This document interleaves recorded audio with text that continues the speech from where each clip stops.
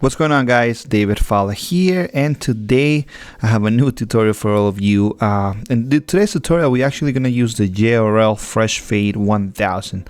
This is a new machine that I've been using, and I actually kind of like it. I'm definitely going to do a review about it, so you guys can be on the lookout for that. So anyway, guys, we're going to start with a number 1 with the lever closed, and then in this case the blade closed because the machine doesn't have a lever. So we're going to start with the blade closed, and then we're going to kind of create a first guideline right in the middle. This is going to be more like a kind of like a mid fade, kind of following the shape of the head.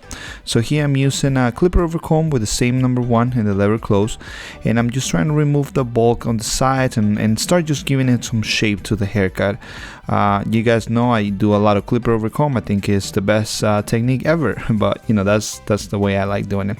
So I'm going to start down fading from now. So we're going to go ahead and do a number 2 with the lever closed as well, and this guide is going to be around, I would say, 1 inch or around there.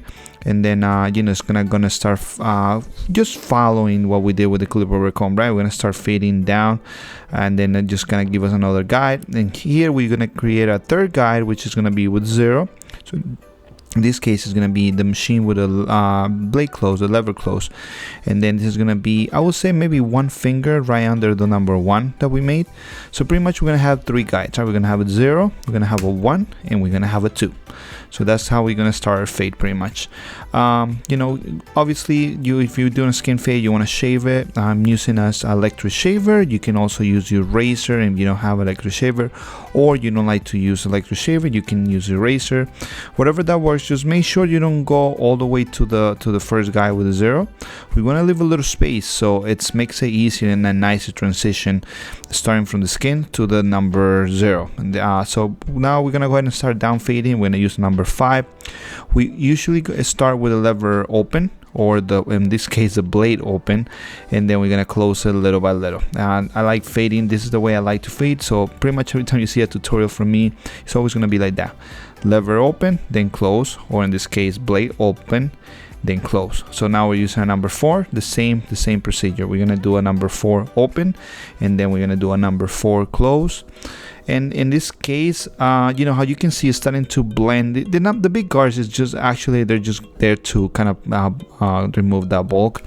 If I was doing this haircut at the shop without recording the video, I would have just I would have just done clipper over comb everything on to number 2, and then just fade from number 2 down. That's what I would have done. But I'm using the guards here just so, you know, for the beginners, the people that just starting, they need to use all the guards. That's the reason why I'm using it. So here I'm using number 2. I started with the lever open, and now I'm closing it little by little. You can start seeing the transition, how is you know, it's you start seeing the transition, but you also start seeing the shape that I'm giving to the haircut, because I'm following the head shape. Obviously maintaining some of the weight on the back, because we're gonna maintain that crown full, and also a little bit on the sides, you know, because we blend in the hair. This haircut is gonna be kind of a comb over. So and this side that you guys are watching is the side where the hair is going to blend with the sides, so we want to lift some weight there so you can brush back if we need to. Now we're using a 1.5, and then the same thing, we do a number 1.5, and then we do the blade open, and then we're going to close the blade. Now we're doing a number 1 open. Remember, we did it close first, so then now we're going to do an open, and that's going to blend right into the 2 that we did before. And then we're gonna close that lever, and then, you know, it's gonna continue removing that bulk and removing that line until we make it to the 0. Just remember, you don't have to go as high anymore with your strokes, just because you know, you're just blending the 0 guide. That's it. That's all you blend in. Everything else is already blended. Use the corners. It is important, you know, especially when you start going all the way to the lower guards. You definitely want to use your corners to kind of have more control of what you're doing, because if you put the whole blade, you might you might with one side of the blade like erase one line, but then with the other side of the blade you might make a line. So use the corners, just put more pressure on one side or the other, and you have a little bit more control. So here we first we did a half, and now we're doing a 0. This machine comes with a half and a 0, and the reason for it is because the blade doesn't fully open like other machines.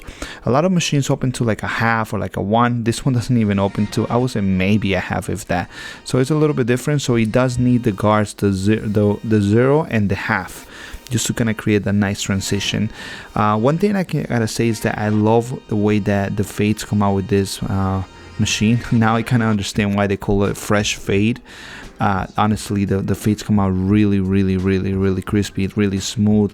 I have no idea what that is. I don't know if it's because of the guard system or because of the blade, but honestly, I've been noticing the difference. Clients have been noticing the difference, and I really would love to know why that is. You know, like usually fades tend to come out nicer when you use like a magnetic or a pivot motor, but this is a rotary motor, so I'm extremely surprised. I just got the machine, so I haven't been using it for that long, so I have to like really use it and see why that is. But I can tell you guys that I'm really liking the way the fades are coming out with this machine.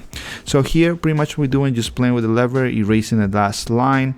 So we started with the lever, well, the machine open, in this case the blade open, and then we close it little by little. And then we're just using the corners and just to kind of light up whatever we see that is dark. And at this point, just kind of retouching everything that we're doing. The client has like wavy hair, so you want to brush that hair. You want to use a brush to like brush that hair down to make it easier for you to kind of erase whatever you need to erase, you know. That's just one of those things that once you're done with the fade and all the steps, then you want to go back and start doing a little retouch and see what's missing, you know, why you need to light up and things like that. So once we're done with the fade, we're gonna go ahead and shape up the haircut. Obviously you want to go ahead and keep everything as natural as possible and just give it like, you know, like that nice look. But in this case, it doesn't have to be extremely sharp because this is more like a classic hairstyle, right? So it doesn't need to be extremely sharp. We just want to make it clean, and if you guys understand what I'm saying. So here we're gonna go ahead and cut the top. We're gonna make sure the hair is fully saturated, fully wet, everything, the roots. Make sure that when you guys cut on scissors, the head is fully wet. Only the top is wet and not the bottom. Then when you pull the hair, when you elevate the hair, it's not gonna be the same, and then you gonna have you know, problems once the hair dries. So make sure you do that. So in this case, we're gonna create horizontal sections, and then sections are gonna be, I would say, maybe like an inch apart from each other, or an inch wide, these sections, and then we're just gonna go ahead and follow that all the way to the front. Don't forget that on the front you want to over direct the hair because we want to create more length in the front. Remember, like with comb overs and pompadours and haircuts like that, a lot of the volume is in the front, so you gotta make sure you have enough length there. So obviously always consult with your client, make sure that you guys are on the same page and you guys know exactly how much to cut from the front. Especially, usually a lot of clients don't mind the back too much, except if you cut the crown too short and then it's going to spike up, you know, that would be the only case. But a lot of clients will prefer the back to be a little bit shorter and then keeping the front a little bit longer. You're still going to create that square shape, and the same thing with the corners, right? You want to maintain the square shape. So that's exactly what we're doing right here.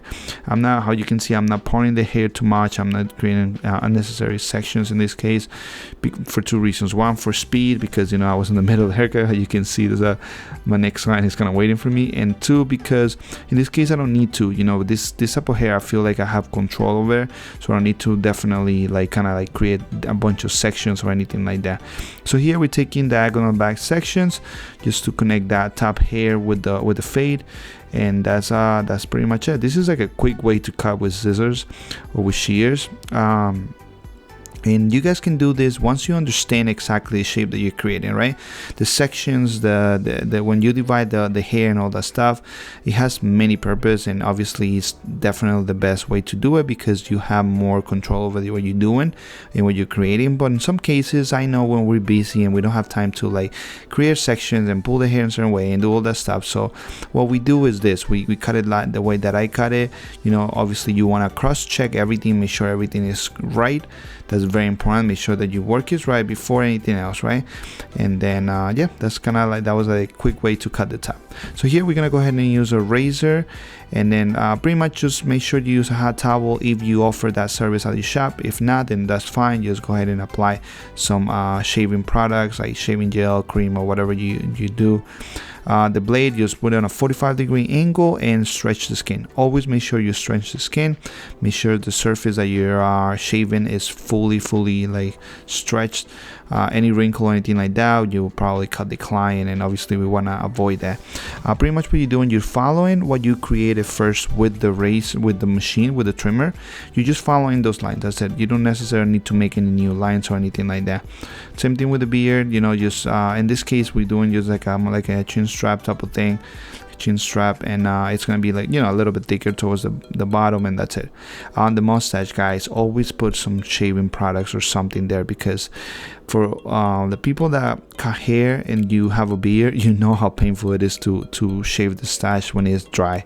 So, you know, like for those that don't have a stash, don't know the pain, it's actually kind of painful. So yeah, always put some product there. The hair there is a little bit thicker. So here we just down the hair, put a little bit of hairspray, and that was it after blow drying the hair. So anyway, guys, that was the video. I hope you guys enjoy. If you guys enjoy, don't forget to like and subscribe, and leave me your comments below. I'll see you guys on the next one. Take care.